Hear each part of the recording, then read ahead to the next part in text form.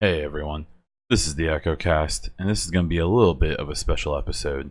I am gone the weekend that this is getting posted, so I'm actually going to post it on a Thursday night, and it's basically just going to be this extended conversation that myself, the incredible DeepFriedDave had.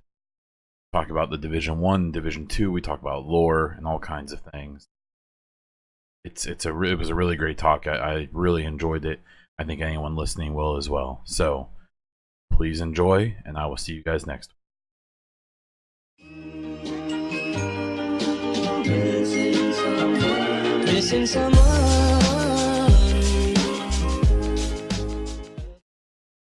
Today I am with Deep Fried Dave. How are you, Dave? I'm good. How are you?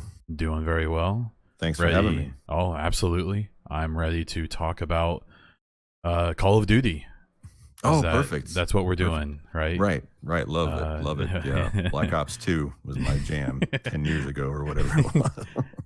The funny thing is, I played the demo, the beta for Black Ops 4 last night. I got a code for it. It's actually kind of fun. I'm awful. I'm real bad.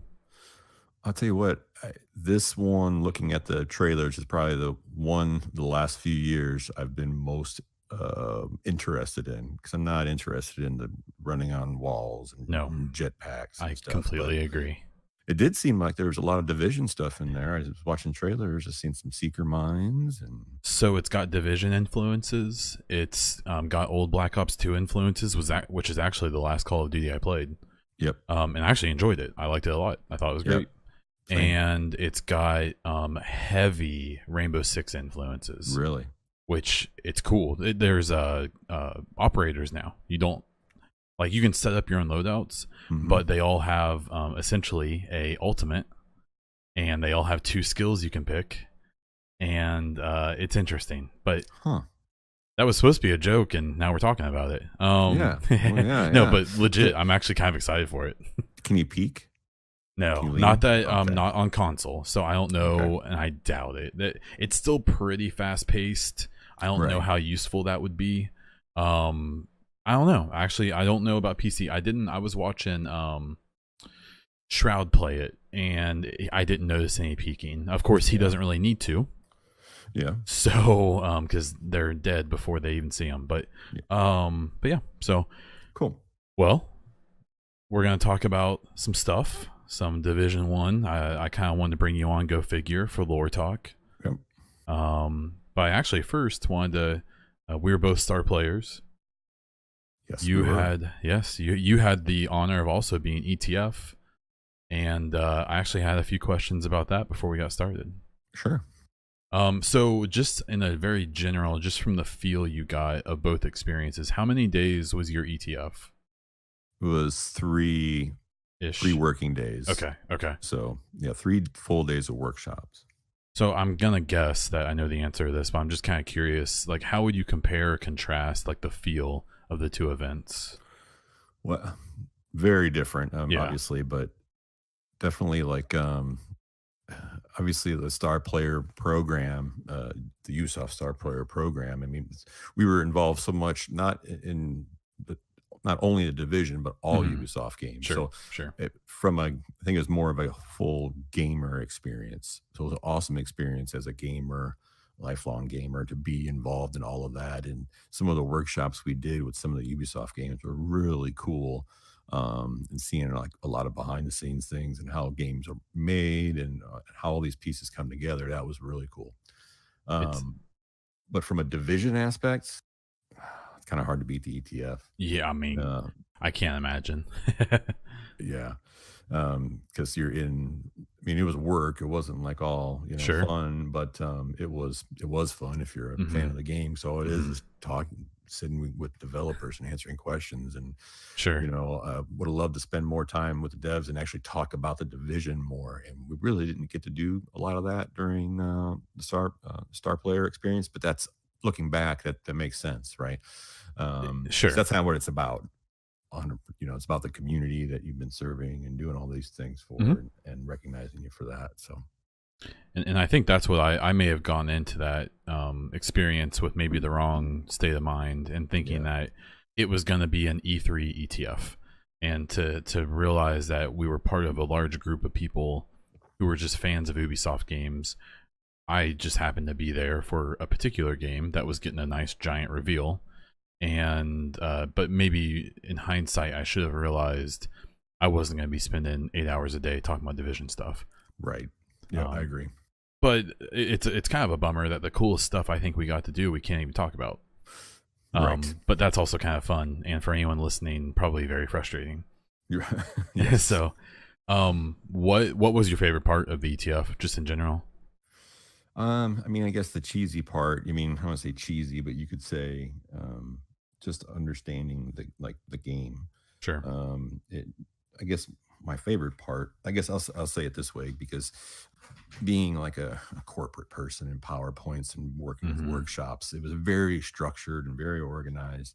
It wasn't taken lightly, but so they would go through each category of things like skills, and at the time, because this was alpha, so it was getting ready for 1.4. So Sure. there was a skills workshop. There was another workshop about time to kill. Another workshop about AI, and then loot, and then so each director, let's just say, whoever's heading up that category. Okay. So it's like Drew talking about enemy AI and damage, and so they each had a presentation that they had actually given at I don't know if it's in Paris or whatever, to show the plan. So they went through each presentation with us, and like Thylander had one to go over what changes they were thinking about for weapons. So it was literally them presenting to us for an hour in each section, and then that was like the first day and a half, and then we break out into groups for the next day and a half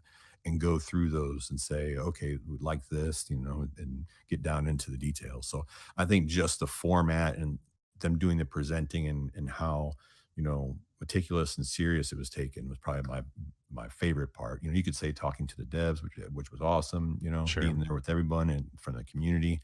But that was probably my favorite part. Yeah, sounds like it. Yeah. Did you, like, in hindsight, like now we're at 1.8.3 almost, do you still feel that you had an impact, like yourself or as a group? Yeah, absolutely. Personally, I definitely feel like I did, because I was I'm a casual, the casual core guy. Sure. And I'm not a PvPer. I am a PvPer. I'm a Dark Zone fan. I'm not a fan of PvP in the Division or the rogue mechanics. Yep. I'll say that. So I don't go into Dark Zone too much. Mm-hmm. But they did a good balance mix of, there was like 5 hardcore PvPers, and then there was another 3 or 4 hardcore PvEers, and there was 2 people that did that thousands of hours solo, and then kind of me as a casual in between PvEer. So the PvP side is coming in worried about triage and time to shotguns kill and stuff. Sure. So whenever they would bring up something they want to change, and I'd be the guy, because I'm opinionated, and I'd be like, Sure. Well, actually, that doesn't affect PvE. That's actually good for PvE. So let's talk about how we can meet in the middle. Yeah. And I did that probably 1,000 times. Oh yeah. So I don't know. It was cool. I actually had, I definitely think there's an impact, and they still reach out and do all that. And I think there's definitely some, they're transparent, and they listen to the community, but I made a direct impact, and there's one thing in the game that is specifically my idea. So once you get to that level at 1.4, that was awesome. That's awesome. So yeah, and it was pretty decent size. So it was the recovery link. So we were talking about skills, and then signature skills. And being a solo casual player, like, well, if you play solo or casual, the recovery link is the only one that really doesn't do anything for yourself. Mm-hmm. I said, it would be awesome as a solo player if it was like an automatic heal if I'm playing solo. Sure. So I didn't get downed. So he was like, okay, you don't have to convince me anymore, because I kept going on about it. I'm like, all right, cool. And it made it into so that was awesome. That's awesome. Yeah. So E3. My question is worded exactly. What was your favorite experience from the Star Player E3, and why isn't it meeting me? Well, it was meeting you. well, great. That was an easy question. Yeah. Okay. Next. What else? I guess the easy. I, I'm kind of I'm a person that's not I'm not good with like get anxious like on getting like moment to moment stuff. So it was the schedule was pretty robust. So it got a Hmm. little hard for me to keep up. Oh yeah, But I'd say as overall, I thought the pre-show. I mean, I thought the show was obviously awesome and sitting like almost front row was of awesome. But course, I thought sure. being a part of that VIP pre-show, in the back where Hmm. we're all just Hmm. like playing different games and hanging out, and there's food trucks, and that just felt really special for Sure. some reason. Um, but I did like so that would be from the whole star player experience. I thought that was really cool. But I do the, the most like I want to say memories or moments that I have. Yeah, memories that I'm most fond of was that first night before we started to get into the schedules, where Absolutely. the meet and Absolutely. greet, and we got to meet all of us, met up for the first time in the division community, and Hmm. because of the D2 reveal, DD2 reveal, like a lot of the devs were tied up for the week. So that was the one night, Oh that we yeah, got to meet everybody. And, I got to watch people get to meet, because I was fortunate enough where I'd met a lot of the devs sure, sure. before, but it was great having everyone get joined up and just hugs and laughs and beer and bourbon, of course. But yeah, Yeah, definitely. And wine for Tinks. yeah, right, right. Yeah, yeah, yeah. I know for me it was, and this is so stupid and such a fanboy moment for me, but it was when I saw Hamish and Peder and Yannick, and I was like, I've seen these guys hundreds of times, Yeah, but they're yeah. right there. And holy crap, Peder's tall. He is. Yeah. Holy crap, Hamish is tall. Yeah. Yannick, not as tall as I thought. Okay. Right. Like I Yeah. thought it was going to be the opposite. I was Yeah. amazed. Beard And is still spectacular in person. yeah, absolutely. And all the people, just everyone, even people like yourself who I've interacted with a lot before that, Sage, Tinks and Remy and just all those people, it was just so bizarre hearing those voices in person Yeah. and seeing and getting to talk and do all that. That was between that and I mean for me it was definitely getting to touch Division 2 was cool, but I'll get plenty of time for that in less than a year. Um that was all fine and dandy and it was cool. That experience is great. But yeah, I agree with you. That first night was just really a unique. That was what I kind of wish that feeling could have carried through the whole week, but because of reality and jobs, not possible, and that's okay. Yeah. But yeah, no, I totally agree. The last thing I have for this little section is what would you obviously I think there's probably a lot of people would say, well, how could ETF have been handled differently? I think the fact that it existed is enough to a point. Right. But for you personally, do you wish you would have done anything differently while you were there? The only thing I would have wish I would have done differently is I had a notebook that I'd been asking community questions, and I probably did Hmm. like 30 polls and Wow. doing all this Okay. stuff and asking my casual solo friends, about Sure. feedback. And really didn't. I wish I would have asked for an agenda ahead of time to know what the workshops were going to be Oh, about, because okay. there was a couple of them that I just wasn't like. I'm not a numbers guy. Okay. I'm Sure. I'm casual. I don't. Sure. I'm casual like 10 to 15 hours a week, so I don't get into like don't come to me for a mission strategy or a build, and I know how all of the attributes and talents, I know how they all work, but I'm not a numbers guy to say, okay, this should be tweaked and this should be tweaked. So, like, I was in a skills one and we were going through each skill and talking about, well, should we like lower the percentage of this or raise it? And of course, I'm in a group with Marco, so it's kind of hard. So he's like, I need to think it needs to be lowered 0.75%, and it Sure. should be. Sure. Sure. So there's a few things that I wasn't like prepared to talk about that I had done some research on. So I think that'd be the only, I mean, really, because I'm not one to be quiet. So I felt like I spoke up enough. Yeah. I feel like I engaged enough, I think that was the only thing is I wish I would have prepared differently. So I feel like I made a good impact on asking the questions for the casual solo player, but, and bringing that into it, which is what I wanted to do, but that would be my only thing, I think. I feel like I would ask like Bronson to just make like an Excel sheet for me to just Yeah. show me everything so I can kind of understand it. And then Yeah. I would try to get, kind of that same deal Yeah. because I mean, I've played RPGs before, but not to the extent that the Division is, and that's even knowing that the Division is a fairly light RPG.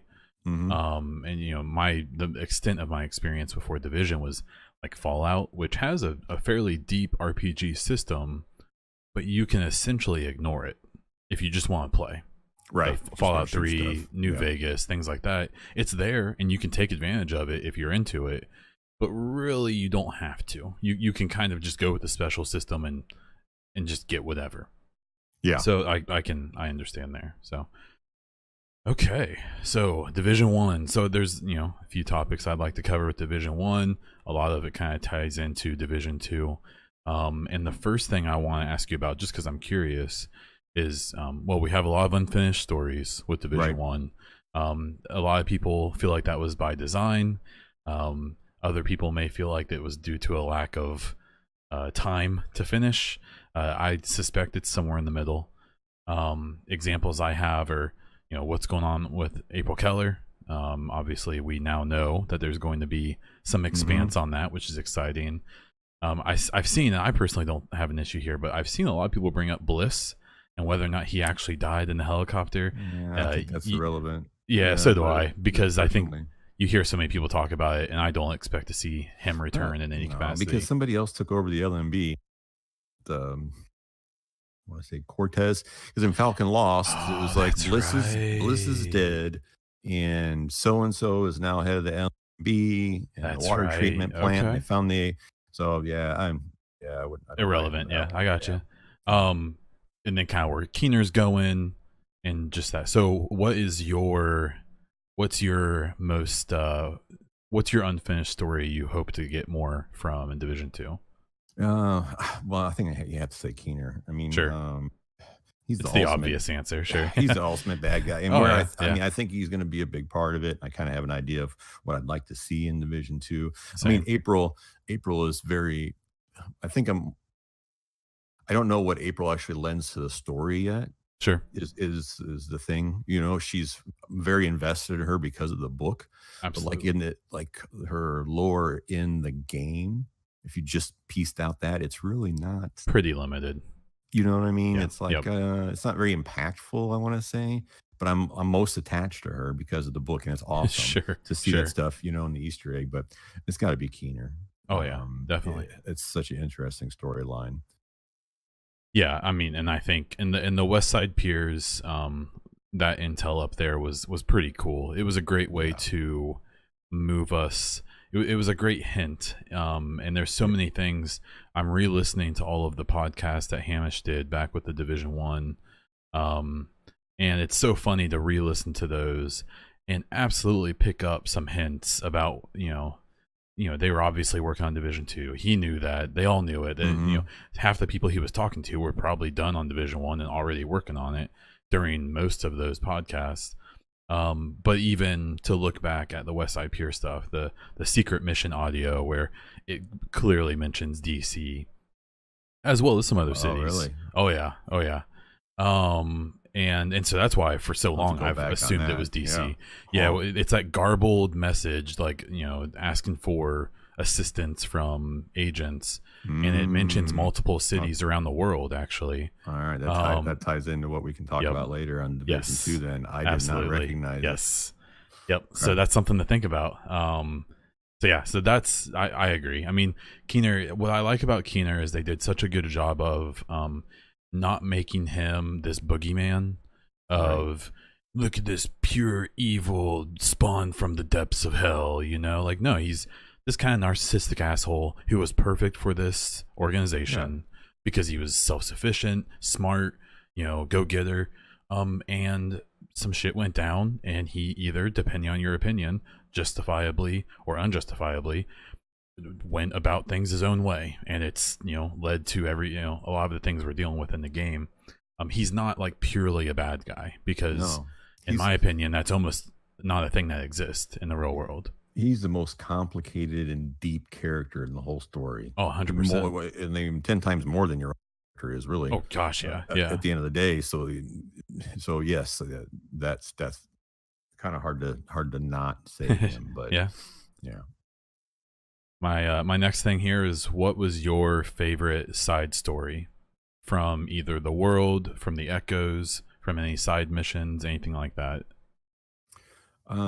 It, there's one that I kind of went back to listen to recently after West Side Piers and starting to put Velassi. They started to spin Velassi in this Sure. government conspiracy thing, and it just got me thinking. And I was going back through some of the old recordings, and just I'd listened on my commute to work. I just listened to YouTube videos. I was listening to like all the echoes, and I'd forgotten. So I went back through and looked at all the echoes. So now this is my favorites for the Judy Walters series. So the Judy Walters missing person story. There's like 5 parts, but she works at that lab, the Yep. lab assistant at Vexus. I think is what it is, Vexix, and Oh yeah. she she knows that they have a possible cure Yep. for Yep. the company has a possible cure, and she's on the phone with Velassi, and he's like, I want to take this, come out with the story. And she's like, no, I want to give them a chance to do the right thing. Sure. He's like, Sure. well, I'm waiting across the street. If you just, want to come, just, I won't take it the story. I'll just, give me the info. So she tries to convince the company to invest in resources to find the cure, and they say no. So that's when she's running out of the building and security's chasing her, and she gets hit Mm-hmm. by the car. Yep. She gets hit by the car, but there's Velassi outside scooping up the USB drive Mm-hmm. with this potential cure on it, and that's the last we ever hear of it. Yep.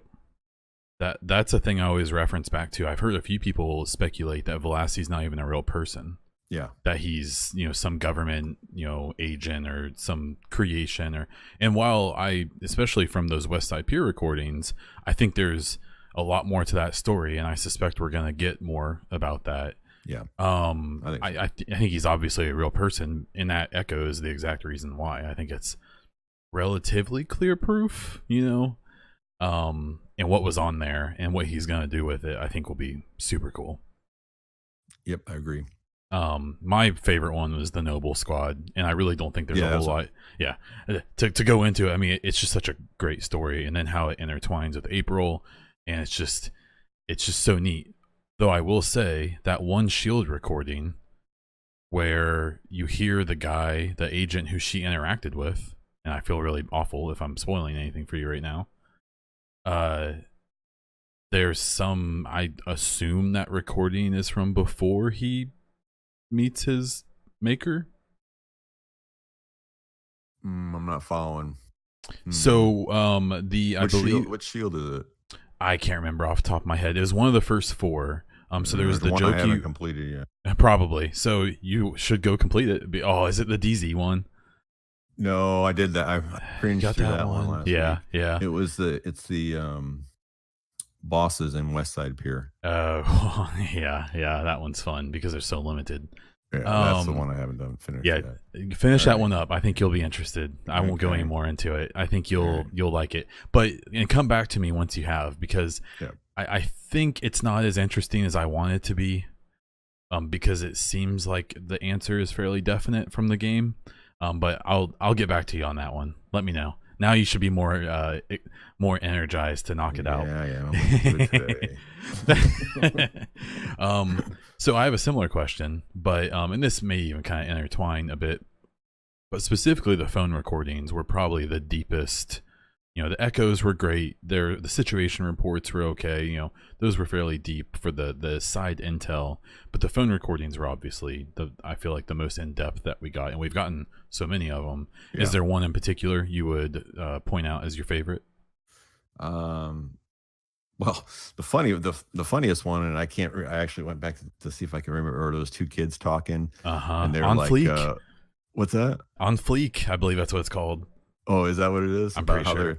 He's like, he's got to go take out the garbage, and he's like, oh, you're going to be late for the raid. They're obviously like, oh, not that. Okay, that's the other one, the gamer one. Yep. Yeah, the gamer I love it. Yep. Well, there's another one where it's the 2 like teenage girls talking, and they're using all of the like, oh, that's so on Fleek. Like, one of the podcasts is really funny where they talk to the narrative designers, when Hamish did, and they talked about recording that and how they literally like looked up like what kids are saying now kind of thing so that they could write it. But on a serious note, the National Guard series I Oh like the yeah. best because when I was doing research for the Lord podcast, Hmm. you know, in order to put a timeline and events together, it was kind of hard because you had to use the book and the narrative and the logs and the echoes to kind of, because it's not, dates are kind of hard. Sure, So you have to sure. use it as you find, a few dates, and then you kind of have to piece together the order of events from different things. In the National Guard audio logs, he really goes through like the whole order of events, Oh like yeah. when it's the JTF guy, that when he got there, how the dark zone was built, what was Hmm. happening to people, even when the riots happened, and Yep. then later when the PMC LMB came in. So he Hmm. like goes through the whole order of events, really from start to chaos to LMB, and fills a lot of it in. So just from a lore perspective, he really is the only one that tells a lot of the whole story of what happened Sure. in one spot. And yeah, and that one's awesome. The one I really liked was the one about the nurse who was captured, Hmm. and she and I like that one for similar reasons. Now she didn't give as many dates and stuff, but from a health care perspective, Yeah, she did. she Yeah, gave you're a right. really cool story, and that was Yeah. a really neat. But what I found so interesting about that, and actually when I did my Intel Insight series on YouTube, Splinter Shield responded to this video about her because I proposed at the end. I'm like, the thing is that when you listen to her recordings, you assume she's being held by like Rikers or rioters or like whatever. Because at the end, one of the last things she says is, "Now are you guys gonna let me go? I told you my story." But then I started thinking about it when I did that series, and I'm like, why the hell would rioters or Rikers give a shit about? Oh, she'd be dead. Yeah, like why would they care? So then I'm like, oh my god, like does the JTF have her? Does another government agency have her? Hmm. Do the shade agent, like, is there some shade? Because that's the thing I try to remind people of, is that we're the agents, right? And we've got Fei Lao as our boss, quote unquote, from New York City, because the commander was killed by those series of events. But like, I don't know how often people think about the fact that that's not where the command structure ends. Right. It Yeah. continues, which turns into a whole different conversation about, in my opinion, hunters and all that stuff. But it's there's more to it, and so that one's always gotten to me because every time I've heard it, 3 or 4 times I've listened to it, I'm always sitting there thinking like, who wants this story from her, and why does she seem scared of him?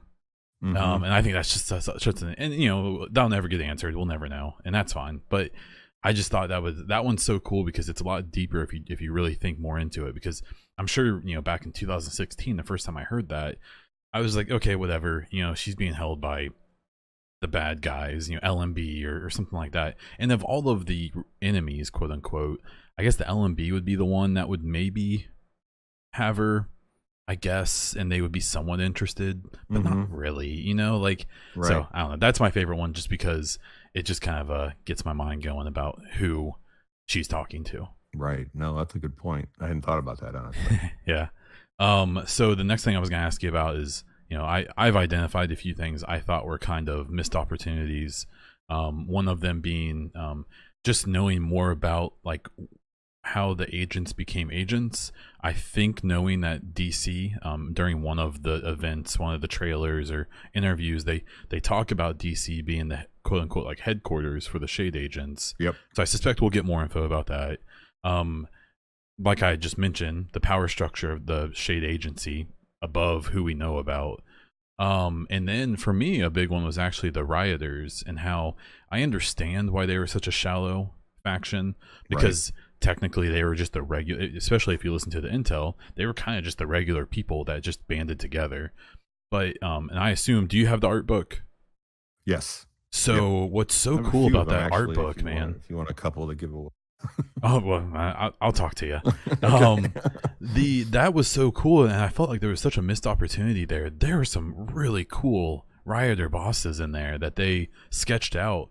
My favorite one being the one that had a cape that was a brick. It looked like it was a brick wall. Oh, I have So to the look at that. idea It's would, been a while since I oh, opened check it that up. out. So I think the idea when they designed it would be that you would literally be just running through an alley, and this dude would be like hiding against the wall, and you wouldn't be able to see him. Now chameleon. that would be stupid, right? But like, but still, yeah. It's just that you can tell they had a lot of ideas, and honestly, all of the factions, the Rikers had some kind of interesting bosses, and especially the cleaners. Yeah. There were some bosses that they arted out in there, they designed that we never saw for probably various reasons. But are there any other like kind of lore or kind of story based like missed opportunities that kind of stand out to you? From a lore perspective, I mean, there's curious things, I guess. I mean, sure. I talked a little bit about it recently, but like I don't know why they kept mentioning cannibalism. It was like came up like 2 or 3 times. I heard you talking about that. Yep. That's kind of weird. And then I don't know. I just really wanted to know about Central Park, and because they reference how many times about the mass grave that it turned into, and just like when you're just walking through the city and you see all of these, if you just pay attention, it's hard, even like they're digging graves right outside of Camp Hudson. Like they got all the equipment out there and they're digging these huge graves, and it's like all over the city. But just to see like, and then underground and whatever. But the Central Park thing, just to hear the whole thing was turned into a cemetery and a mass grave was always interesting to me. That I'm surprised that we didn't see a tie-in some way a little later in the, and a little later, either even with audio logs or something. Sure. We didn't see it too much. So yeah, I'm gonna go out on a wild idea here, but I'm gonna guess Division 2 is not the final game, and I wouldn't be surprised if maybe we learn more one day about all of that, because like, I mean, if you remember back, the last video I saw someone was able to do it was, I believe it was 1.6.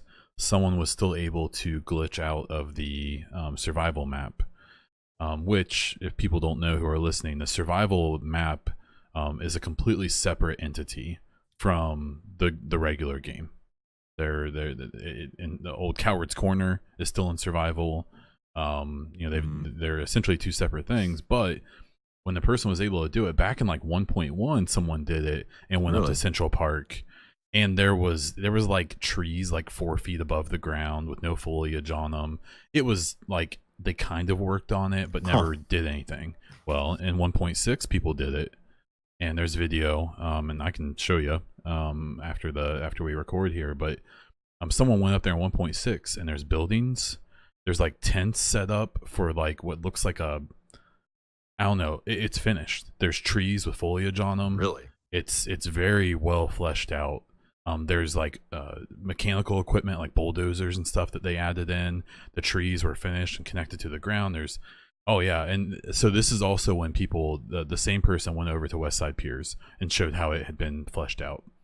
And the funny thing is that so Central Park, they worked on it after release. That's clear. But it was only in the survival map. I don't think that stuff showed up in the regular game. Really? Huh.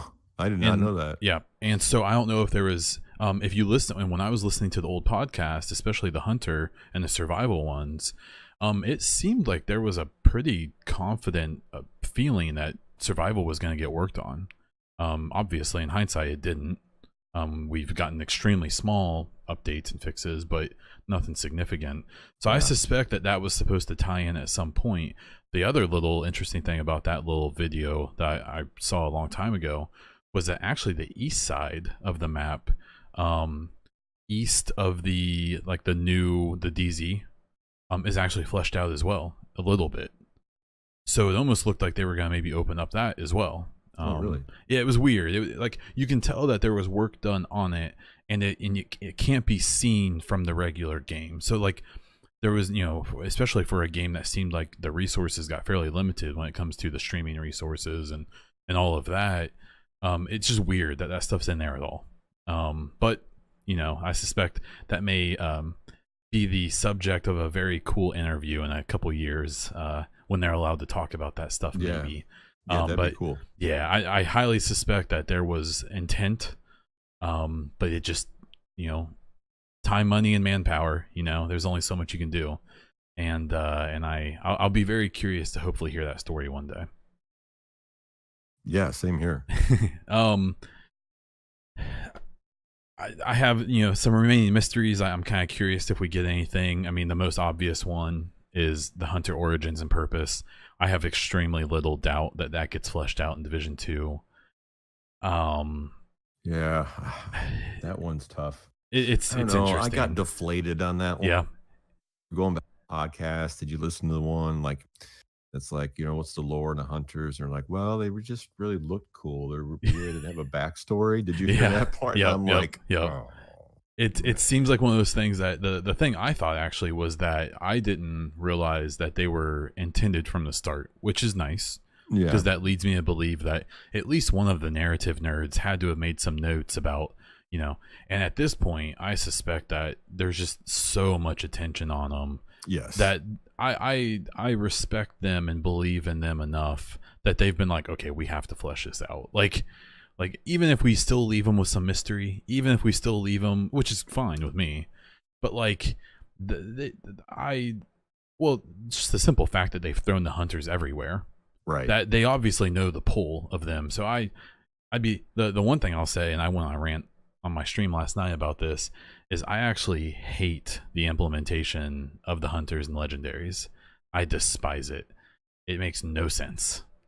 Oh, well, they're working with the LMB, which makes no sense. They have instead of them being these like kind of, you know, really competitive but mobile, like they weren't just tanks. And even in the underground, I actually don't mind them in there too much. Not as much as I do legendaries and even resistance, but resistance is like its own little beast. Yeah. That's just for fun, and that's cool with me. But like that's a game mode, you know. Yeah, it's not meant to be a thing. You know, you're fighting Lorraine Barrett in there alongside, you know, 2-7 or whatever. Right. You know, like, but like the legendary ones, they have like 8 billion hit points. They just aren't even like a challenge to fight. They're just kind of annoying. They just take a long time, you know. Yeah. And so that was where I think the hunter hype maybe went a bit too far. Like someone maybe should have been like, maybe we shouldn't do this. Maybe we should just have like a really cool named enemy instead. Yeah. But you know, it is what it is. Yeah, because I would have rather, because they're really cool, but I would have rather just seen, like in those instances where the agents, you know, were always the toughest ones. Sure. In battles. Yeah. Just give them the same AI skill sets that you have the hunters. Yep. I agree. The coolest things about the hunters are just, you know, because the random skills that they have and their, you know, the AI in themselves, they just, you know, beef up the agents a little more and give them those, because they did that, right? With Asher. That one. Yeah. Now he's a little easy to put down if you were level enough, but like do that in legendaries instead of the hunters, and you essentially get the same aspect, you know, at the end of it. But hunters are really cool. Oh yeah, I mean that's undeniable. Yeah, you know, but yeah, they're not a good fit. I see what you're saying. Yeah, so they really should have their own agenda. It felt like a reach. It is what it felt like. It felt like a pretty big reach, and it felt like, and now at the same time, from a, like, if I look at it from their perspective, the devs and all that, well, of course you put them in there because everyone loves them and they're awesome. Like I don't fault them for doing it. I just really don't like it. Yeah, no, and it's an easy way to make the missions more challenging without just making people more spongy. Sure. Other than them, so it's a logical decision to absolutely. Yep. Unless you're a lore nerd, then you're like, yeah, and then you like kind of twinge your eye and pump 30 clips into them. The one thing I have found interesting, and I've heard people talk about it at various times, I don't really think there's that much mystery behind it, but maybe a little. But the whole, I've seen people try to explain hunters in this way, but the supply drops in the DZ, they because in theory, why would they be dropping supplies to agents that they don't have any contact with? That kind of makes sense. So it kind of doesn't. So can you remind me? Because, you know, I'm not a DZ kind of guy. I have spent, I mean, I'm like rank 80 something in there. Yeah. So I can't say I don't spend a lot of time in there. I don't anymore. Just been a while. Yeah. For farming and whatever. So anyway, what does it say? Doesn't Faye say something like when a supply, like what's the narrative behind the supply? It's a mystery to her. So if you're standing in one of the checkpoints when those supply drops start, she says something along the lines, and someone can correct me. I'm more than happy to see someone give more information. But I do know that she says, because it's always weirded me out or made me kind of curious. She basically says something along the lines of, I don't know why these are dropping in there, but they are. And so I think that's purposeful, and that's why I put it on my list of remaining mysteries, because who's it intended for? Yes. Who are the supply drops? I mean, is it like Keener dropping in some stuff for his guys? Sure. I mean, but why would the government do that for him? You know, like that seems so weird, you know, unless there's a big, you know, which I highly suspect that from what we've seen so far, the conspiracy, Freemason, all of that stuff, you know, will be a thing in Division 2. So, but that's been a little mystery that I feel like people have just kind of accepted at this point. But that's definitely a thing that I remember. If you're every time, because even when I'm just doing a boss run, if I pop in like the checkpoint on the east side to whatever that LMB boss is over there, you can hear it if you pop in there at the same time as supply drops. Faye says something along the lines of, I don't really know why there's a girl in. Oh, that's right. She says, I don't know why there's a dropping in there, but you need to get them before rogue agents do. Mm-hmm. So there's something along the, or before people who shouldn't get that equipment, or whatever she says. It's so I'll be curious too if they kind of go out. The last thing I was going to ask about the mysteries are where are the cats? She wouldn't be saying that if she knew that it was a reckless chest in there. It's not like a bunch of cool shade check or anything. Astute gloves, like yeah, definitely. Where are the cats? Yeah, you know they talk about during Jeremy, one of the world builders, they talk about that during that podcast, and the funny thing is they reference that there's art in Dragon's Nest that quote unquote explains it. I've run Dragon's Nest a decent number of times, but every time I've been in there, I've never thought to look. But I'm assuming there's like cooked cats or something in there somewhere. But it's kind of a funny story because I remember this coming, you know, so following the game, I really honestly don't know how long you've been involved in it, but if it was, so that was, you know, we started Rogue Agent Radio in July of 2015, and the game came out in March of 2016. So we're going through the podcast. It's like we're scraping up every bit that we possibly could. Sure. And I remember it pretty early on, somebody that had an interview with the devs, and there was like questions like, "What are there going to be cats?" And they're like, and it was have you seen that? And they were like, at each other, and we're like, actually, we don't have cats in there. It was like they didn't even think of it. I don't know why. Well, I guess we'll explain it some way. Yeah. So my involvement, and this is almost embarrassing to admit, is I was only involved. I only thought that there was a community on Reddit until about last June, and that's when I discovered the Twitter community and Twitch and the forums. And now I knew about the official forums, which were even as someone from the Reddit, were a bit spicy. And so that wasn't really my thing. But the Twitter and the Twitch community was something I wasn't aware of at all until just over a year ago. So for me, that's been kind of the fun thing for me, is to not even know this thing was a thing, and then to be a pretty big part of it a year later. So that's been kind of fun. That's awesome. But awesome. So I missed everything. I missed your guys' lore podcast.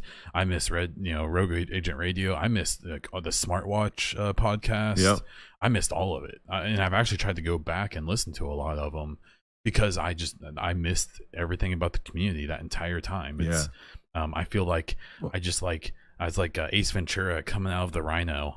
And just like looking around and being like, what's going on out here? I can't see, there's so much information. Yeah. And I don't want to get too far off track from lore, but that was something we always talked about, or I always talked about, is from a community aspect, like on Rogue Agent Radio, the podcast, and people that would listen to it, like, why are you going over this information about why, when the beta release date is? Everybody knows that. I'm like, you know what? Not everybody is on all these social medias. Oh yeah. There's plenty. I mean, there's people that aren't on any of it. Like the casual base, they're not on Reddit. They're not looking up build videos.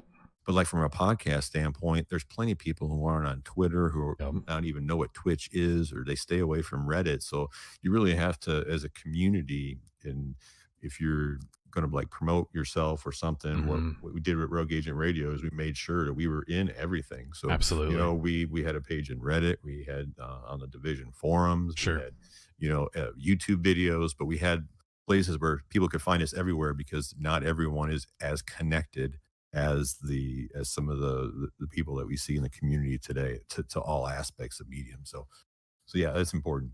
So something I talk about a lot when I see people, especially when the dust ups happen about whatever triggering issue in the game, and whenever those things come up, whether it's PvP or the DZ or the gear sets and stuff like that, I'll see people like do a poll or something, and it'll have like 150 responses, and they'll be like, look, I'm right.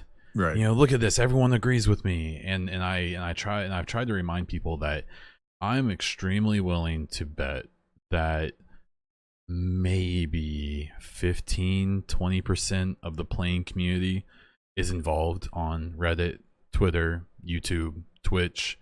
I'd be willing, it's a much smaller number. I could be wrong, maybe I'm exaggerating, but I'd be willing to bet that a minority of people are the ones that we interact with day to day. Yeah, I would agree with that. And I don't think people always realize that. I think that they'll post something on one of those mediums, everyone agrees with them, and they think, look, I'm right, everyone agrees with me, and they don't take into account that. That's why whenever the devs talk about how they have stats and numbers, they're actually getting to see the entire community. They see how the entire community plays this game. Because they have the actual numbers. They see how many times how many people are entering the dark zone out of the entire community.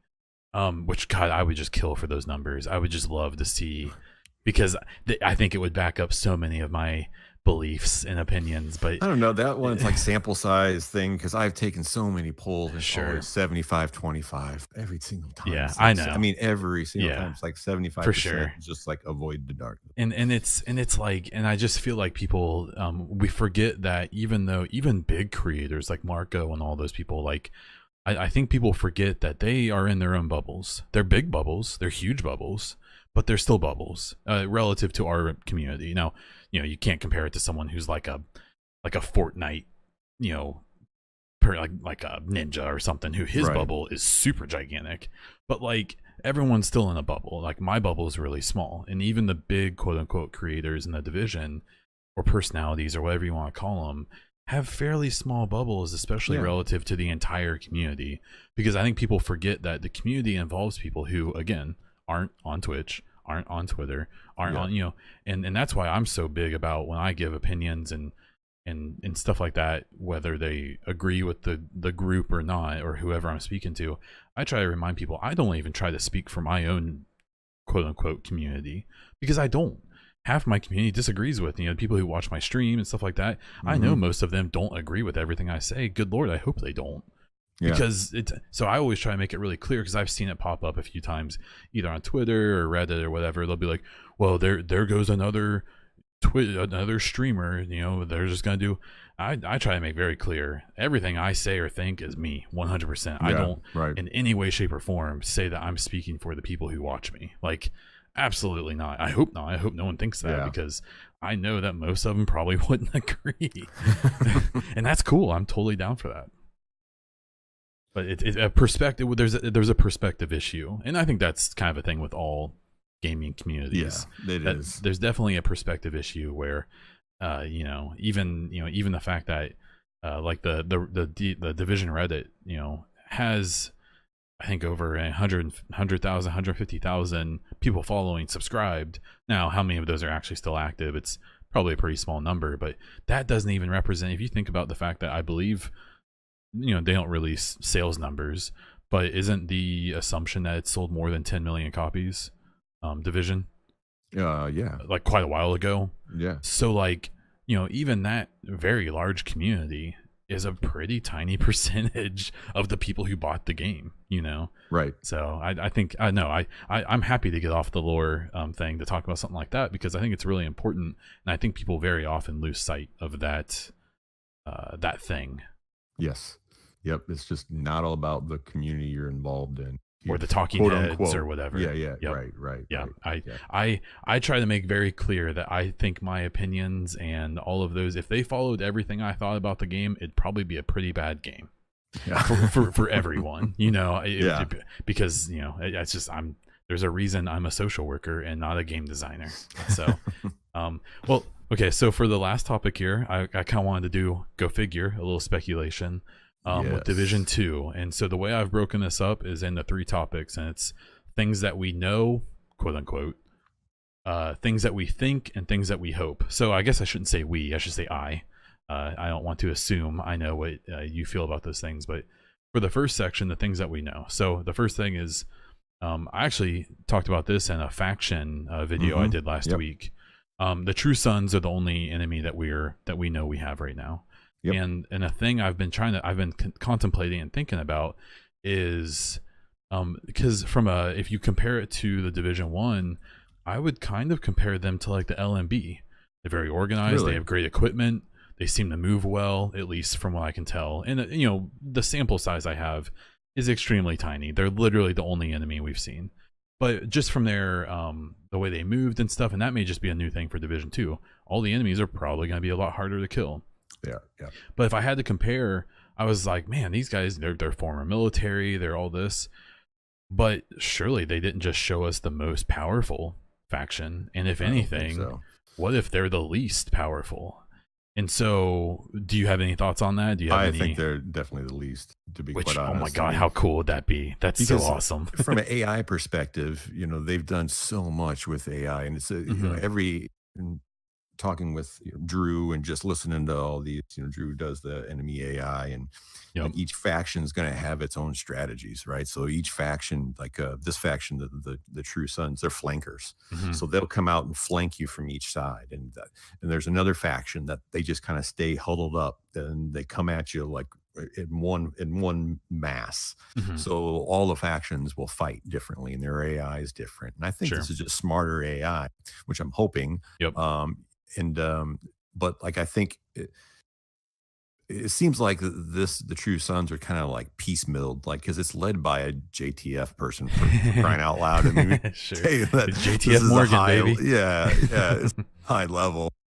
I agree. I think I was trying to think back of what they showed us in the Division beta, if it was just the rioters or if we saw something else. And I can't. I think it was cleaners and rioters, if I remember correctly, but I could be wrong. So I don't expect it to be anything more than that first level for that reason. Which is like so exciting. Like, come on. It really is, because it means some other games give you all the same factions on their sequels, and it was like, so disappointing. To where the first one we see is a different faction. Yes, it almost seems like it's okay. Let's give a nod to Division 1, and the first one you're seeing is just mashup of West Side Peers. It's like all these West Side Peers. At the end of it, they started all working together, right? Keener got them all to fight to come together, and so they start working together in West Side Peers, and now maybe this is them kind of creating their own thing. I don't know. That's how I like to think of it anyway. Oh, okay. Sure. Yeah, I'm super excited. The thing is I've also talked about, though, is I want to know more, but not too much. Yes, like it's exactly. Like, and as someone who's has a podcast and makes videos and streams and all this stuff, I'm realizing that I really hope, I'm not really worried about being burned out, because if I've played Division 1 for 4,000 hours, I don't think it's possible. But that said, I don't worry so much about burnout, but I worry about learning too much. I won't want to know everything. I want to figure it out. They did a good job in Division, I think, because you'd known, like, before they started, before not too long, you'd known 3, was there 4 factions or 5? 3 of the 4.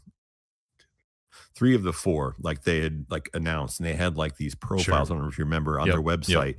And then, but there was one that was always hidden, and you didn't know it until like 3 weeks before the game came out.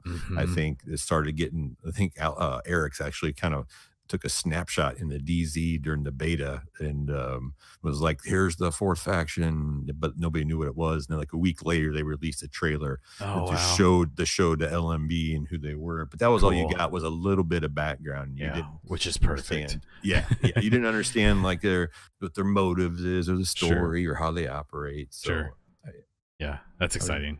Yeah. So in the trailer, they reference the enemy within. That's the big theme. It seems like the whole divided we fall. They They definitely are giving us a different theme. It's something I heard, the bombshell jackets when you're on there, kind of talking about that very change of the mood of the game. And when they reference the enemy within, do you have any personal feelings about that, or do you think it? Are you willing to just wait and see? I think no, I'm not willing to wait. I'm expectations, but being someone that's I really think they talk a lot about it in there. They talk about the Civil War. The last Yep. time, there was a battle here in America on American soil. It was both sides, both. Uh, it was, I can't remember exactly what to Brother say, but versus brother versus brother. Yep. Yeah, brother versus brother, and it just makes me feel like, okay, the enemy within. Keep talking about the government. It just makes me feel like there's a clash between the government and the division agents in the field. Sure. So the enemy within being maybe it's the head of shade. I don't know. I kind of think it's a. I kind of think it's like they're getting agents over from Manhattan to there to kind of start dispersing the division. I don't know. But that's the tricky part, is whenever you get government involved in a storyline, you can just make up shit. It could be anything, because right? you never know. Sure. But I think it's some some form of the government that's been puppeteering some things, and that the division, now the agents in the field start questioning some things. I think that's where Keener gets involved too, because they start questioning, like Keener did. Well, the government's doing what? Like, am I fighting for the right cause? Anyway, so that's where I think we're going to see the division agents that are in the field, and the enemy within is what helped the collapse of Washington and the government structure. So and I think they've been setting that up, with the whole like, how did this city fall? Julian's been very dramatic about it, and it's just awesome. I love it. But it's definitely one of those, like, how could this have happened kind of things. And that's something I have a video coming out on Monday talking about that. Like, how did DC fall? It's specifically the video I made, and I talk a little bit in there about how if the American military and the Chinese military faced off on a big giant plane, they would be very well designed to fight each other. They have main battle tanks and aircraft and soldiers with all kinds of technologies and weapons. They're literally designed to fight each other. That's what every major country does. They design their military to fight the other ones well. But when you see those tactics fail, when those people are fighting people in mountains with Kalashnikovs and RPGs, because they aren't designed to fight them. And that's kind of how I see, that's how I kind of, DC is designed really well probably to defend itself from enemy fighters and bombers attacking it. But is it designed well for a virus to come in and kill, 60, 70% of the people? Like, it's not. Nothing is. So I'm curious as well. And it's, is it the virus that's within, or is it, like you said, some in the higher ups of Shade that, maybe doing some shady things. I'm sorry. But yeah, so I think that'll be fun. It's one of those things that, again, that's probably a topic that I would love to get some more clue about. But I definitely, I want to have a point while playing the game where I'm like, oh shit, like I want that. yeah, same here. So we found out that in the novel that's being written again by Alex Irvine, which is amazing, is gonna focus on April. I will say I'm a little bummed to find out that it's not gonna be written in like a similar style. It sounds like it's gonna be just a regular novel. Oh, I didn't catch that. Yeah. Well, okay. So the Comic-Con recording, it's out there. It's real bad.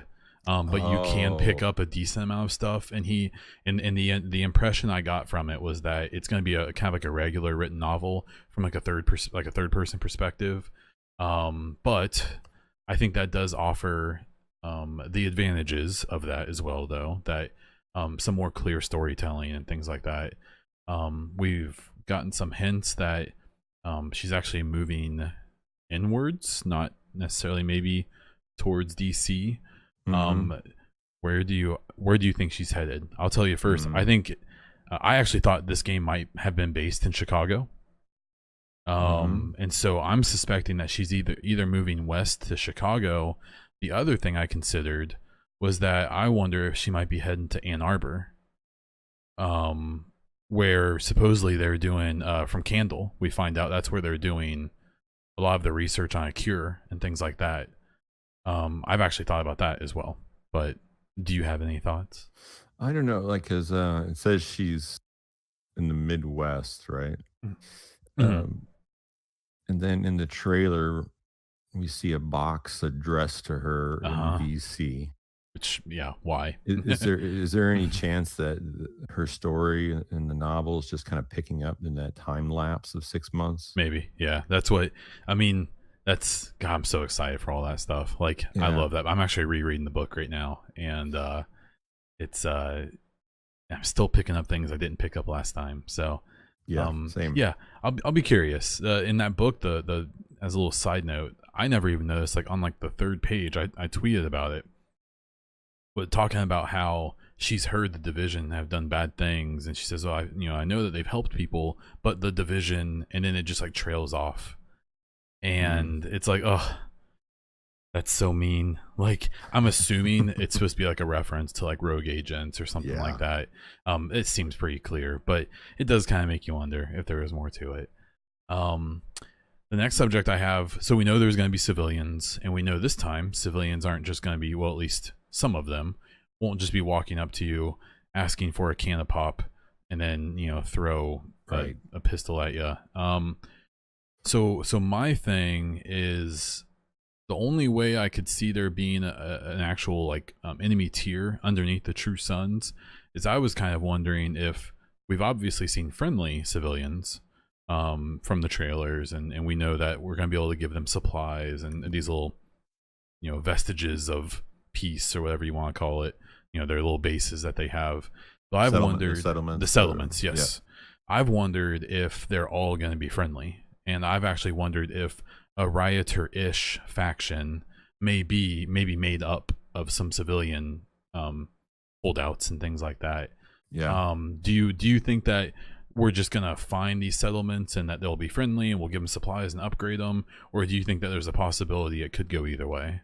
I don't know if it could go either way, but the idea that, if you're a settlement and you've been through all this for 6 7 months, are you going to trust just some division agent that comes Sure, up and says, sure. "Oh, here's some resources," or maybe you have to Mm-hmm. earn their trust by delivering resources, and because obviously some of them are militant, if Oh they're yeah, guarding their gardens with guns and stuff sure, like this. sure, So, um, I think you say the word civilian, you hopefully they're friendly unless you piss them off. But sure, sure. I'd like to think that they're, those are the people that because you're talking about a dynamic world and the civilians being Mm-hmm. a part of it.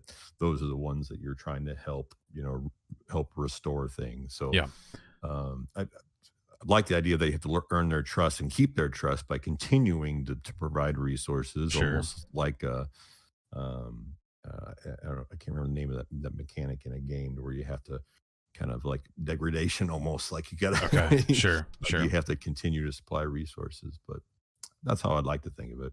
I think so too. I think what I've really told people for the last so many, well, year or more almost, to keep in mind is that if you want to know what the Division 2 may feature, go back to 2013 and look at some of those old trailers.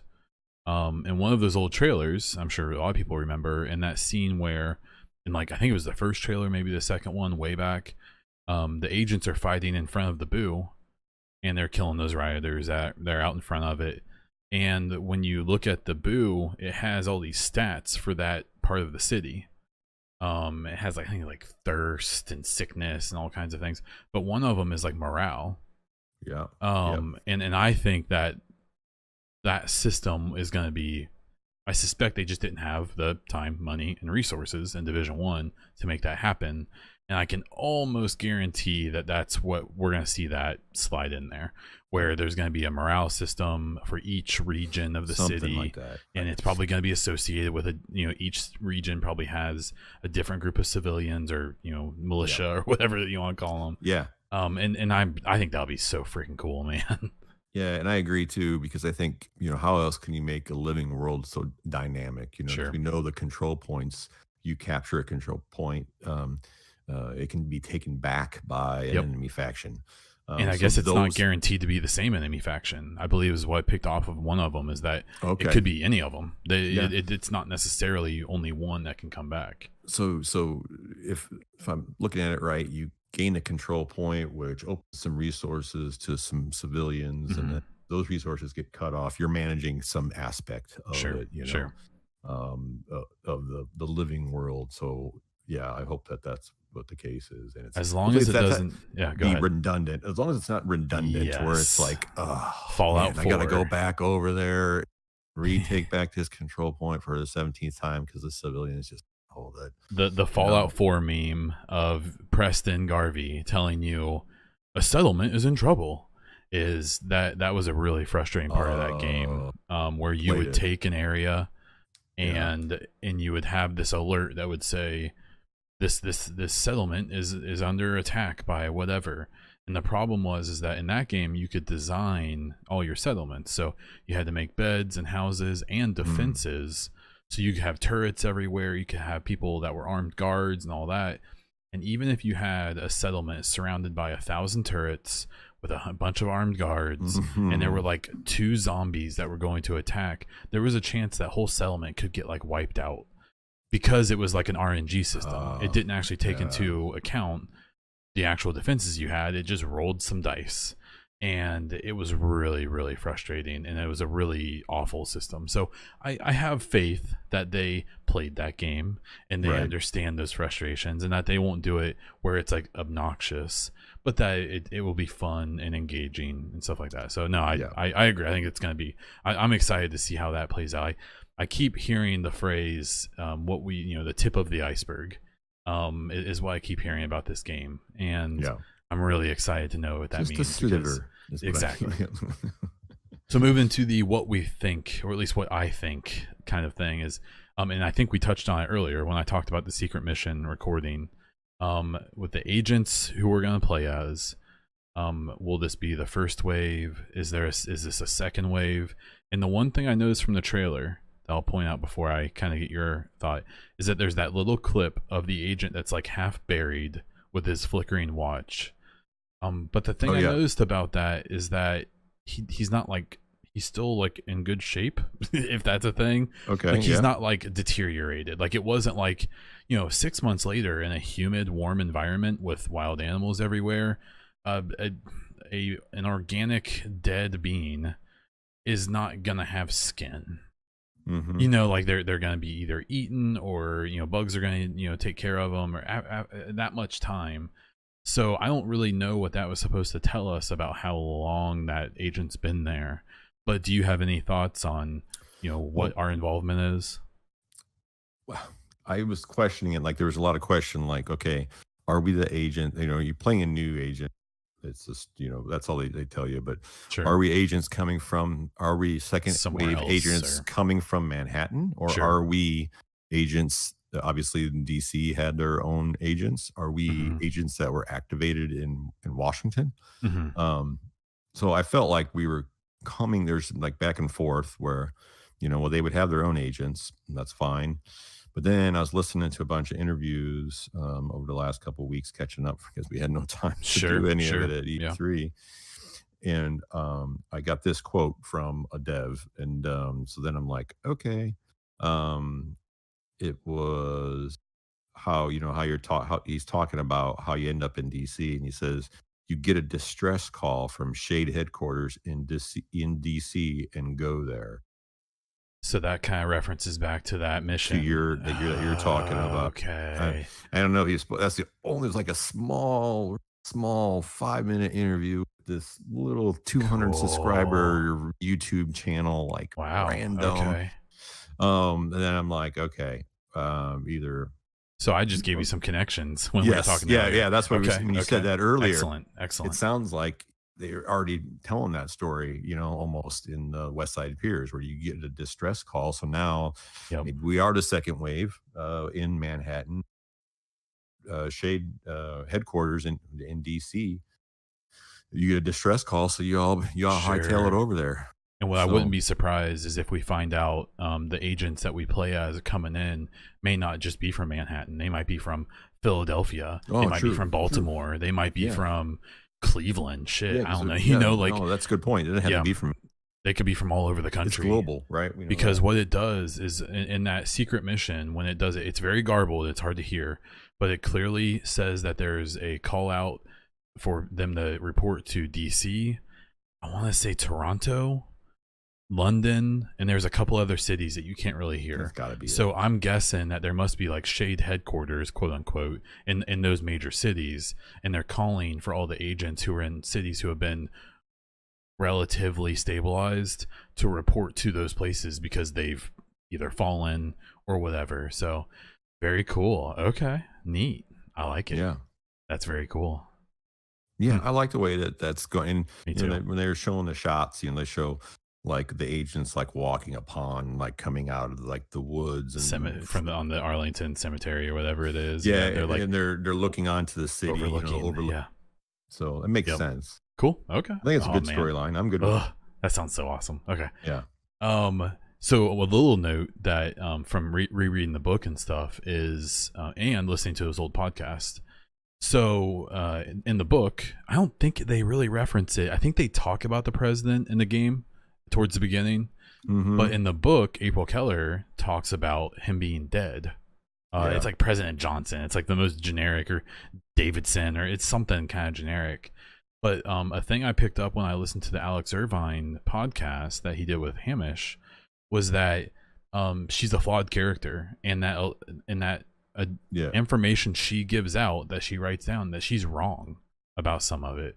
So now at the end of the day, doesn't matter if the president's alive or dead. I mean, it may have some story implication. I wouldn't be surprised if it does, or who has taken over for him if he is dead, or just in the vacuum of power or whatever. But I don't know. I was just kind of curious, and I thought the idea of April not necessarily being a completely informed individual is just kind of a neat thing to think about. Yeah, definitely. Because she's getting tidbits just like everyone else is. Sure. Maybe it's pirate radio guy, Velassi saying this, and it's not accurate. Or sure. Or if Velassi's part of the government, maybe that's just what he's supposed to tell us. Yeah, exactly. It gets into all that stuff. Sure. Yeah. I was trying to find. I had that. Did you ever see the newspaper article? I didn't. I've seen it, but I've never seen like a readable version of it. It's always been like version somewhere. That's pretty cool. Yeah. I was just. It references that, doesn't it? It references the president. So the that's president's what I thought. Name's in there. Calling for the quarantine. It's okay. And there's some callbacks today. There's a article from written by April Kelleher, or somebody interviewed April Kelleher in it. Okay. Of course. But I was going to say is, I think he's dead. I think probably with everything, the government collapsed because all these different officials and people in power are no longer there, and then Air Force One is crashed, and who knows, that's how he died, holy shit, right? Yeah. So but I think that's going to be I think that's going to be a part of the story. That's like, okay, all of these major officials are dead. How did it happen? Sure. It collapsed. And who took over, because someone always does. Right. The last little bit of the what I think, I guess I'll rename, is so I've seen it's the popular thing for all the big content creators, and even the rest of us, to point out that the DZ exists. We know it exists because we see this wall. But the thing I haven't really seen anyone reference, or at least maybe I've missed it, is in Division 1, the DZ is quote unquote in pretty good shape. The wall, it's very robust. It's mint condition, like it's relatively new when we come upon it. The thing I haven't really seen people reference very seriously is that the DZ wall in DC is not looking good. It's disheveled, to say the least. There's big holes in it. It's obviously been through some shit, and I'm kind of curious to what that means for the DZ, and that maybe the DZ won't be quite the completely cordoned off area, or I feel like that's got to have some kind of purpose, that it's not in good shape. I have to imagine. Yeah, and I like to think, because you got to think 6 months, 7 months has passed, so maybe Sure. the one in Manhattan looks similar. It's At just this point, sure. Yeah. yeah, like it's just time, like, and they're showing like how DC is just like all the overgrowth and no one's taking care of Yeah. things, Yeah. and so I could see some of that. I still don't know why there's. I mean, to me, I question why there's a DZ in Sure. Washington to begin with, because I know that Manhattan was like the experiment, and Yep. it was ground zero, and they had Sure. it up in like within a month. And why would everybody start doing them in every city? I hope they address that. Like, it doesn't make sense that every city has a DZ. I can't imagine they wouldn't They address it, you would realized that think. by Sure. 3 weeks into it, they backed the hell out and they got out and said, "This ain't Sure. working." Yeah. So Yeah. why did everybody else do it anyway? Sure. So, yeah, I don't know. I'm really curious to see how they tie in a new DZ in Washington into the story, like how it got there. But you're right, what condition it is. I hadn't pieced that out, about it being broken and stuff. But the thing I'm predicting is that I don't think we're gonna have a gigantic DZ again.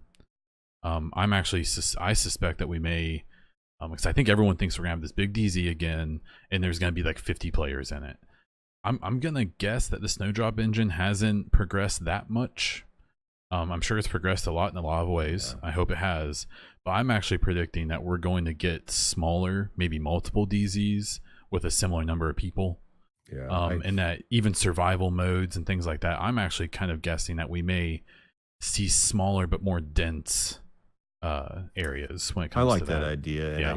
I really doubt it'll get more, but Yeah. but to your point, yeah, 20, I get people's concern about 24 being in that huge DZ, but I think getting 50 people in there from a technical aspect, yeah, you could talk about Fortnite, but come on, It's just we're looking at a little bit alone, different level of detail. The Sure. division is probably Sure. weighs as much, is just as expensive as the whole all of Fortnite game. Fortnite. Yeah, Sure.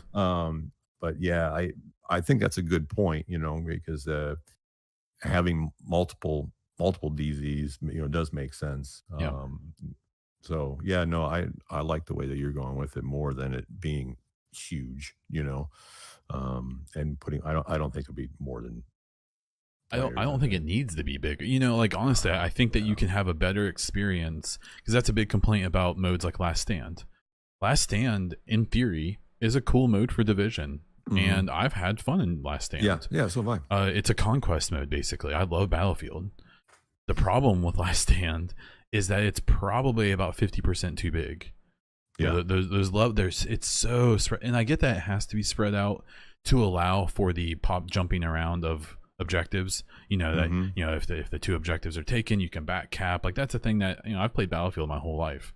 I get it, but with the mode of transport that we have, with the speed of movement and things like that, it's just a little too big. Yeah, And that's something that I think that we have a similar situation with a survival, even the DZ in some ways, for people who want that that action that they're looking for. Especially me, I love PvP survival, and especially now with the player base being a little lower, especially for survival, you might be looking at 5 to 10 people in an instant, and it's the entire map. Like if instead of that, if we had 5 to 10 people, or even 24 in the lower 50% of the map, and the rest of it was just cordoned off, via some magic, like, that'd be great. And I suspect, that's my guess, is that they're gonna try to do less. They're gonna try to do more with the same, rather than more with more, because I don't think that's in the cards. I could be wrong. I'd be happy to be wrong, but that's where I'm gonna guess. Yeah. Okay. No, go ahead. No, go nuts. No, I like that. Thought. Yeah, for being more condensed areas. So we know survival's coming back in some way. Whether it's at launch, we don't know, but it's been said several times. It's heavily hinted, is what I've been saying. Well, yeah. Well, I think Julian said specifically, I'd be very surprised if such a popular game mode like survival didn't make its way back into the Division 2. Sure. I mean, okay, that's a great. Wink, wink. Thank you. Yeah, exactly. That's sure. Fair enough. Sure. I'm with you. Absolutely. So the last part I have is the what I hope from Division 2. The the first thing I have is talking about like the enemies and factions and bosses. I don't want to say that those things in Division 1 weren't interesting. I think they were. I think, for me personally, I thought the Cleaners were the most interesting faction. Yeah. Just because I think you can make an argument that they're not wrong. I think you have to be a little crazy to believe it. Yeah. But I think you can understand where they're coming from, especially when you hear all the intel about Pharaoh and stuff like that. You kind of get why it happened. Now the Rioters, super shallow. That's fine. What is what it is. The Rikers, I mean, Luray, I get murders. it. Yeah, but when you hear her intel from before the disaster, where her when the detectives are interviewing her and stuff like that. Oh yeah. Like she's a bad person. She's just a bad person. I don't necessarily think Pharaoh was a bad person to begin with. No. And I think he was pushed. I think he's kind of a keener almost. Yeah. Well, his wife got. She's one of the first killed. ones that died. Yeah. And so I look at him similar to Keener, where he was probably not the best person on earth before all this happened, but he was a person pushed too far and who took drastic measures. Mm-hmm. And then the LMB, I just kind of see Bliss as an opportunistic, I think he's an interesting character. He's a charismatic character, mm-hmm. but I just, it was kind of a shallow, even the intel from the underground and stuff like that. Like, they're just kind of opportunistic people. They're trying to profit from this situation, which is a very human thing to do, but not maybe the most narratively. Like, I wasn't enamored by them. I was like, they look really cool. They have a cool symbol. They move real cool. They say funny things, but the Cleaners were the only ones, that I really found super interesting. And even them, that's even limited. So, I really, really hope that we get some really interesting figureheads of the factions. I hope this JTF guy is actually a really interesting guy, and we get some really cool story about him. And whatever these other factions are, I kind of think they may go along the model of obviously not bringing over the same factions. We kind of know that now, but maybe bringing over the similar archetypes. So I'm really curious to see what's the archetype version going to be of the LMB, like this super advanced faction that maybe similar to us in some way. Mm-hmm. The replacement for the Cleaners, that could go all kinds of ways. Yeah, it could be super cool. Yeah, especially talking about 6 months later, all of these communities form, know, and then you got the government, and you have all these different little things. And if there's a DZ now, because really there's not a rogue faction it's us playing it, so even if there's a rogue faction, would be pretty interesting, for sure. So I agree. I'd like to see, and from a boss's standpoint, I see them slowly introducing more mechanics to bosses, and not just spongy. And that was something I brought up with the ETF, and not to bring, try to do it in realism, but come on, you can stretch it a little bit. It's a video game to where the legendary, what's the name of the legendary with the heavy that you can only kill him by hitting his weak point on the pack. Stuff like that is really cool to me. Awesome.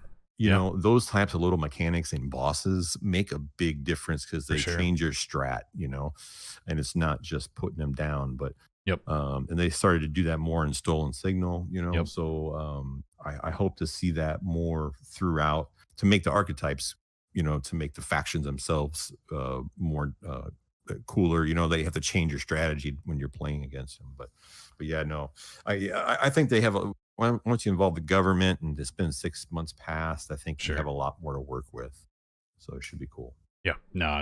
I think that what we know so far about the how much of an emphasis there is on knocking the armor off of that heavy in the demo, hitting those weak points, the defibrillator on the medic, hitting the tank for that goo guy or whatever. It seems like that's definitely the way they're going. So I'm excited to see how they transfer that to the other factions and to the missions. And I suspect that's a design choice that they were very clearly trying to display to us. Like, look, it's not just spongy. Specifically, we're knocking down time to kill, and we're adding all this cool shit. So I'm excited about that. Another thing I hope is that they continue with the non-traditional storytelling stuff. I know I feel kind of bad. I called out that girl that did the Comic-Con. She's the one who headed it up. I Oh kind of yeah, made a joke. from Kind of Funny Games or Well, from she's the one. Yeah, I believe so. She's the one who actually did the EA conference at E3. yeah. And she's the same one who headed up the Comic-Con talk She's with like the new Division more. 2. Yeah, and she she kind of joked, and I know she was joking. I feel bad because she kind of got jumped on. But I really, and it seems like the echoes and stuff like that were such a focus in the first division that I can't imagine they'd get rid of it. But I really hope they still put that emphasis, because I know a lot of people want more story. I definitely do. Some more traditional storytelling. Yeah. I'm absolutely into that. But Yeah. I hope that doesn't mean that we lose the non-traditional stuff. No, me too. And uh, I've not been a big lore guy in games because I mean, I don't play like I said, I'm casual in my time, but I Sure, love playing sure. like Elder Scrolls Online. I used to play a Hmm. lot, but like I'm not going to sit there and read a book in a game. You know what I Yeah, mean? To yeah, learn yeah. about lore. That's just not me. And Sure. it just felt more real listening to the audio logs and to Yeah, understand what it was like. It was more immersive for me. And that's why I got so into it, because sure. of the audio logs and the echoes. And I just puts is very immersive to me into the lore of the game. And For then sure. from there you get interested, and then you start picking things apart, like you start looking through all the details and like, why are these things spray painted on the walls out here? It's all tying together once you start looking at it all. But Yep, I really hope they do stick with some of those, because they really worked. I think they see that from the people that appreciate it. So for sure. um I I'm comfortable saying, it's not just flavor text on a quote unquote a card you unlock or something like that Sure, from a sure. other game, but Yeah, I no, think I it'll be gotcha. a more interactive lore like we get today in the Yep. division. So I think that the whole idea of them doing the new book by Alex Irvine, and then the Dark Horse comic, and that 200-page lore hardcover book, I think that's a pretty good indication that they aren't giving up on the non-traditional storytelling. So right, I'm pretty yeah, pumped. yeah, The last little point I have here about what I hope is that I do hope that they bring back some stories or people, not necessarily in person, but I would kind of like to see a reference to Fei Lao. I would yeah. kind of like so my prediction is actually that I think she may actually be brought to DC because she did such a bang up job in New York City. I don't know how much I would like that, but that's something I'm kind of predicting. Because it just seems kind of like an easy thing. Yeah, I yeah, hope it could go either way. It could be really cool, yeah. but I really hope they bring some of that stuff forward. But if you saw the notes, but not too much. No, no, yeah. I hope it's more personally. I hope it's more callbacks. Sure, Say, sure. hey, let me.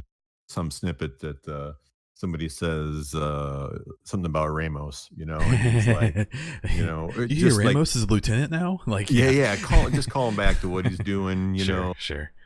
I think some things like that would be cool.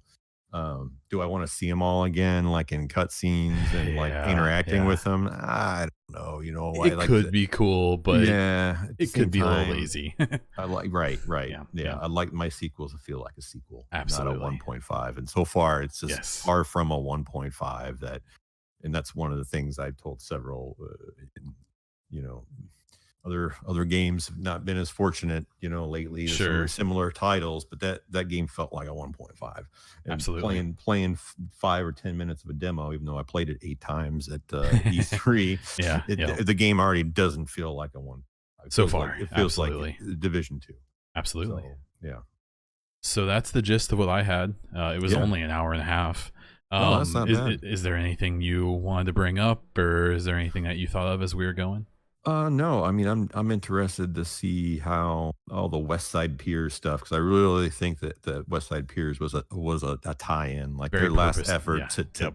kind of a test. Yep. Like, here we're gonna do some dynamic spawning. We're gonna do some more dynamic living world stuff that we've been Sure. working on in Division Sure. 2, and then some of the stories and the audio logs that they put into 1.8. I feel like it's kind of late in the game to be building up the lore in Division 1, Yep. because it Yep. just seems like in the Keener story specifically, I don't Hmm. think Keener would just stop in there to say, "Yep, I was here and I snuck out."